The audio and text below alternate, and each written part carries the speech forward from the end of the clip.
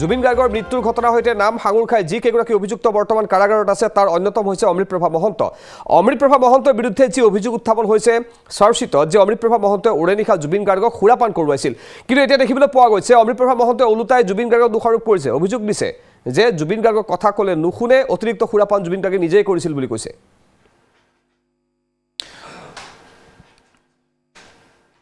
নীলোৎপল চাওক, প্ৰথম কথাটো হ'ল যিগৰাকী অমৃতপ্ৰভা মহন্তই নীলোৎপল জুবিন গাৰ্গৰ আচলতে কান্ধত ভৰ দি নিজৰ কেৰিয়াৰ গঠন কৰিছিল, নিজৰ কেৰিয়াৰটো বনাবৰ বাবে আচলতে জুবিন গাৰ্গ নামৰ যিটো সত্তা আছিল আৰু সেই সত্তাটোক ব্যৱহাৰ কৰিছিল, সেইগৰাকী অমৃতপ্ৰভা মহন্তই আজি ওলোটাই জুবিন গাৰ্গক বদনামী কৰিবলৈ, নিজক বচাবলৈ, নিজক ধোৱা তুলসীৰ পাত সজাবলৈ জুবিন গাৰ্গক বদনামী কৰিবলৈ কৃপণালী কৰা নাই।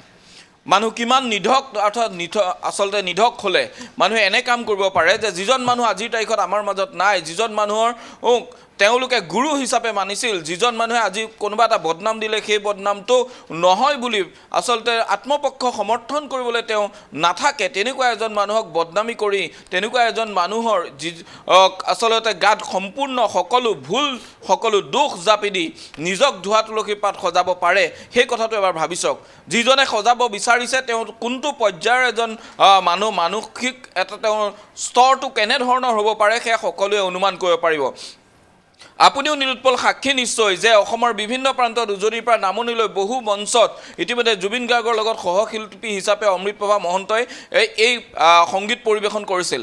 সেইকণ সময়ত সেইগৰাকী জুবিন গাৰ্গৰ লগত সংগীত পৰিৱেশন কৰাৰ পিছতহে অমৃতপ্ৰভা মহন্তক হয়তো অসমৰ ৰাইজে চিনি পাবলৈ আৰম্ভ কৰিছিল, কিন্তু সেইগৰাকী অমৃতপ্ৰভা মহন্তই নিজৰ কেৰিয়াৰ বনাবলৈ যেনেদৰে ব্যৱহাৰ কৰিলে, পৰৱৰ্তী পৰ্যায়ত এতিয়া আজিৰ তাৰিখত কিন্তু আদালতত তেওঁৰ অধিবক্তাই যিখিনি কথা ক'লে, তেওঁৰ হৈ অমৃতপ্ৰভা মহন্তৰ হৈ অমৃতপ্ৰভা মহন্তৰ মুখৰ যিখিনি কথা অধিবক্তাই আজি উত্থাপন কৰিলে, সেইখিনি আচলতে ক'ৰবাত হৃদয় বিদাৰক।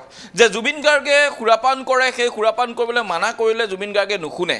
জুবিন গাৰ্গক সুৰাপান কৰি যোৱাৰ বাবে বিমানবন্দৰত ঘটা কথাবিলাক, জুবিন গাৰ্গক কথা ক'লে নুশুনা বা জুবিন গাৰ্গৰ পৰিয়ালৰ লগত থকা কিছু মতানৈক্যৰ বিষয়ো তেওঁলোকে আজি ৰাজহুৱা কৰিলে আদালতত কোৱা মানে এই কথাখিনি ইতিমধ্যে এক প্ৰকাৰ মুকলি কোৱা। গতিকে মুকলি কৰিছে কোনে? এই জুবিন গাৰ্গৰ বিৰুদ্ধে এটা যি আচলতে ঋণাত্মক নেৰেটিভ এটা প্ৰচাৰ কৰিবলৈ যিটো পক্ষ লাগি আছে, সেই পক্ষটোৰ আঁৰত এইসকল লোকে জানো আজিৰ তাৰিখত নাই? যিজন জুবিন গাৰ্গে আজিৰ তাৰিখত তেওঁৰ বিৰুদ্ধে কিবা এটা ক'লে কোনে আজিৰ তাৰিখত সেই সমৰ্থন কৰিব এই কথাবিলাক? বা জুবিন গাৰ্গৰ বিৰুদ্ধে যদি বেয়াকৈ কয় তাক কোনে নহয় বুলি আজি ক'বলৈ কোন আছে ইয়াত? কিন্তু ইমানৰ পিছতো নিজৰ ককায়েক হিচাপে, গুৰু হিচাপে যাক মানি আহিছিলোঁ বুলি বিভিন্ন সময়ত কোৱা সেই অমৃতপ্ৰভাই আজিৰ তাৰিখত কিয় নিজক ধোৱা তুলসীৰ পাত সজাবলৈ এনেধৰণৰ এটা কাম কৰিলে? চাওক আপুনি যে কিয় গ্ৰেপ্তাৰ হৈছিল। গ্ৰেপ্তাৰ হোৱাৰ কাৰণ আছিল যে ওৰে নিশা এটা কনস্পাইৰেচিৰ এটা পাৰ্ট হৈ তেওঁলোকে ওৰে নিশা জুবিন গাৰ্গক সুৰাপান কৰোৱাইছিল। ছিংগাপুৰৰ হোটেলত ওৰে নিশা সুৰাপান কৰাৰ সময়ত এইগৰাকী অমৃতপ্ৰভাই জানো লগত বহি থকা নাছিল?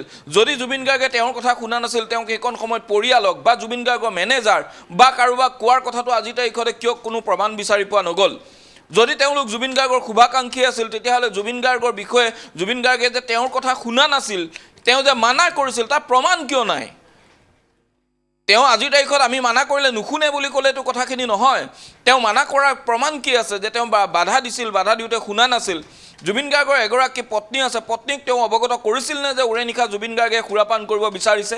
তেওঁ সুৰাপান কৰোৱাবলৈ তেওঁ লগত আছে আৰু তেওঁ সুৰাপান কৰোৱাই আছে। যিগৰাকী মহিলাই লগত থাকি ওৰে নিশা সুৰাপান কৰোৱাইছে তাৰ তথ্য প্ৰমাণ আৰক্ষীয়ে আদালতত ইতিমধ্যে তেওঁলোকে জমা দিছে আৰু সেই আদালতত মজুত আছে।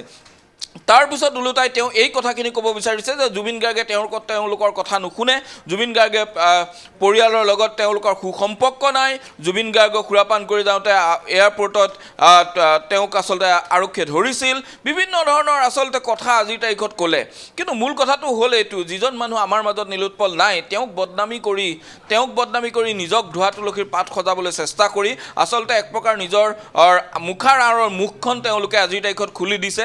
অসমৰ অসমৰ ৰাইজে তেওঁলোকক চিনি পাব কালিলৈ তেওঁলোকৰ নিজৰ কেৰিয়াৰৰ খাতিৰত তেওঁলোকে এইখিনি কৰিছে কিন্তু অসমৰ ৰাইজে শিল্পী হিচাপে আদৰি নল'লে তেওঁলোকে কিমান সুন্দৰ গান গায় বা কিমান সুন্দৰ তেওঁলোকে অভিনয় কৰে এই কথাবিলাকৰ মূল্য থাকিব জানো ৰাইজে মূল্য নিদিলে আন কোনোবাই জানো মূল্য দি ইয়াক আচলতে সঠিক মূল্যায়ন কৰিব পাৰিব এই কথাবিলাকো তেওঁলোকে ভাবি চোৱা উচিত আৰু দেখা পোৱা গৈছে যে সামগ্ৰিকভাৱে জুবিন গাৰ্গৰ বিৰুদ্ধে এটা ঋণাত্মক নেৰেটিভ প্ৰতিষ্ঠা কৰা আদালতত আৰু তাৰ সমান্তৰালকৈ নিজক ধোৱা তুলসীৰ পাত খচুৱা আৰু জুবিন গাৰ্গৰ ওপৰত সকলো দুখ সকলো অপবাদ জাপি দি ইয়াৰ যিটো চেষ্টা এই চেষ্টাটো কিন্তু সঁচাকৈ অতি দুখ লগা আৰু অতি পৰিতাপৰ বিষয় নীলোৎপল হয় ধন্যবাদ জ্ঞাপন কৰিছোঁ আপোনাক বিমল ফুকন মহন্ত সবিশেষ তথ্যখিনি জনোৱাৰ বাবে